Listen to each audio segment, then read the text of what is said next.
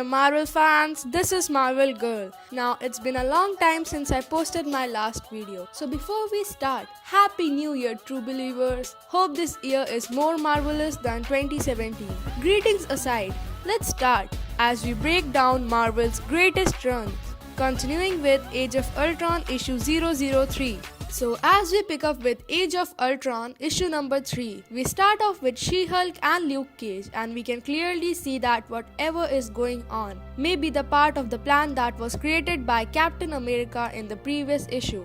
We see that Luke Cage and She-Hulk are wandering in some unknown area. Luke Cage asks She-Hulk if she can see anything, presumably Ultron robots, and She-Hulk says no, that she doesn't see anyone. And so what Luke Cage tells her is to simply just brace herself to go limp so that he can effectively knock her out, unconscious. And if she doesn't go loose, he probably won't able to create that impact. So when Luke Cage punches her as hard as he possibly can, She-Hulk falls unconscious, and as the result of this, the immediate area begins to shake due to the impact. Now half of this is due to the indestructible skin that Luke Cage has and his incredible strength, and the other half is due to the sheer force of impact against the person as strong as She-Hulk. Now Luke Cage picks her up to presumably carry her back to where Ultron is. From here we jump back through a flashback from Luke Cage to about an hour before we started the story.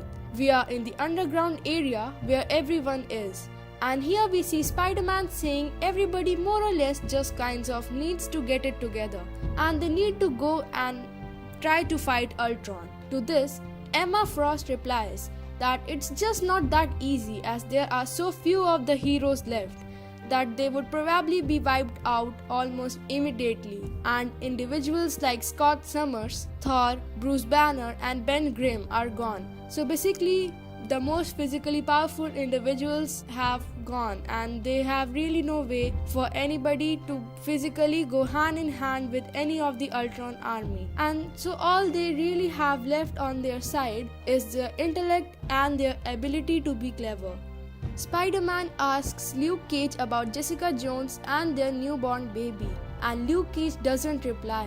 But we see that Luke Cage is kind of crying to himself as he's retelling us this story in his flashback, indicating that Jessica Jones and the newborn baby were both killed in the initial attack by Ultron. Before Peter can say anything else, Captain America comes up with a plan. Now the idea here is to give Ultron robots something to trade, and initially it's not the idea to simply just barter. Captain America has a second point to this plan, but before he could finish, Hawkeye asks him what they should barter for, and Spider-Man interrupts Captain America to retell what he had told them previously, that he overheard Owl and the others when he was captured, and they were able to maintain their operations as long as they had made payments to Ultron, and the payments were in form of superheroes. So most likely a large majority of superheroes or even supervillains who had been killed were probably killed by Owl and various other people who were selling them off in order to keep themselves alive. Storm makes an excellent point with a question. Now the question is here, why wouldn't simply Ultron just kill everyone if he wanted to eradicate humanity? Why won't he simply just wipe everybody out? Why would he go through all the trouble to simply ruin the world? Now Tony Stark chimes in by saying that he knows exactly why Ultron hasn't simply just killed everyone. Here Stark gives us some really interesting insight into Ultron, and it's probably the answer to the question that lot of you guys must be thinking, just like Storm. What Tony Stark tells us is that Ultron was created to have human needs and desires, and he thinks that what Ultron is doing right now is replicating what he thinks are needs and desires. So the idea of revenge, torture and so on are all the ideas that Ultron has programmed himself to believe. And so he's acting out effectively the way that he thinks a human would act. Stark hypothesizes and says that what if Ultron won and took over the world? What would happen then? And to this, Emma Frost replies that it simply just wouldn't be enough. And so the idea here is that Ultron is more or less establishing himself as a dictator and living out the role of a dictator. but they're not really sure exactly what the end result of this all is going to be. Hawkeye replies by saying that this is all Hank Pym's fault. And again Tony Stark joins in, defending Hank Pym, saying that it's not necessarily Hank Pym's fault. And Hawkeye gets furious at this and asks that who else's fault would it be? And it's not the fault of anybody else aside from Hank Pym, because Pym was the one who created Ultron. Captain America cuts in, saying that none of what's going on matters anymore and none of the debate matters. What really matters is it's time to make a plan. And if Ultron really is buying and selling people and he's taking trades, allowing people to continue their operations as long as they give him superheroes or super powered beings, then why not just give him one of them? And then when one of them can be the dealer. Wolverine here intervenes, saying that let's see how further they can go inside Ultron's world, to which Quick adds that maybe they can grab some intel and do some damage. Hawkeye chimes in, saying that to this Ultron probably won't be able to react. Wolverine and Quick again add on to that it would have to be somebody incredibly powerful here, somebody very strong and durable. Listening to this, She-Hulk and Luke Cage volunteer themselves in order to go in and try to infiltrate Ultron's base. Initially, the idea is that She-Hulk should be the one to do it. But again, Luke Cage argues that he has an indestructible skin and he has the ability to more or less not to be killed. But She-Hulk opposes him by pointing out that she is the stronger one out of the two. As they are debating who is more strong, Emma Frost uses her ability to read mind and tells that Tony Stark is going to say that it's not going to work and this is not going to be successful, so neither of them are going. And Tony Stark says what she predicted. He adds that this is only half a plan and it's not worth the life of another person. She-Hulk though overruled him, saying that she's not going to just sit around and the idea of waiting to die is worse than simply just going out and doing something that may result in them dying. So she wants to do something. Luke says that he will be the one that will take her. Here Wolverine butts in, contending that he should be the one that will take She-Hulk.